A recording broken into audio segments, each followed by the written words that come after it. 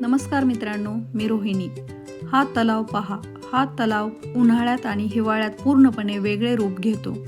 या तलावावर कयाकिंग आणि बोटिंग केली जाते। पाण्याच्या लाटांमुळे काठालगत कयाकिंग केली जाते।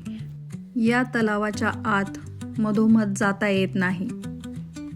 वारा असल्यामुळे पाण्याच्या लाटा मोठ्या असतात, त्यामुळे आपण आतमध्ये जाऊ शकत नाही।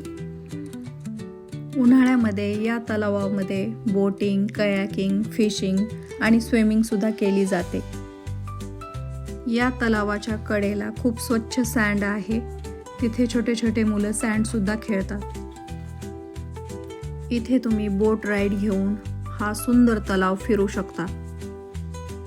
पुढे पाहूयात हा तलाव हिवाळ्यामध्ये कसा दिसतो।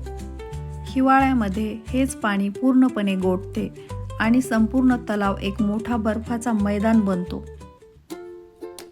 हे पहा, इथे आपण निश्चिंतपणे चालू शकतो।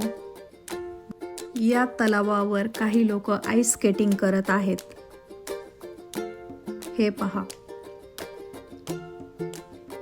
तसेच आईस फिशिंग सुद्धा करत आहेत।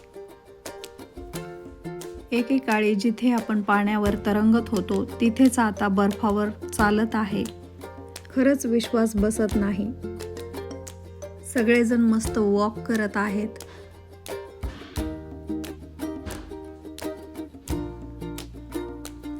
या तलावावर आपण मस्तपैकी घसरगुंडी सुद्धा खेळू शकतो।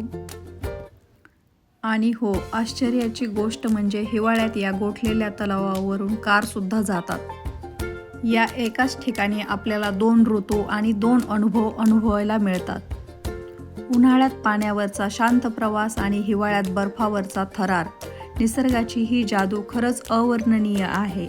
तुम्हाला कोणता ऋतू जास्त आवडला, उन्हाळा की हिवाळा? कमेंटमध्ये नक्की सांगा। धन्यवाद। भेटूया पुढच्या व्हिडिओमध्ये।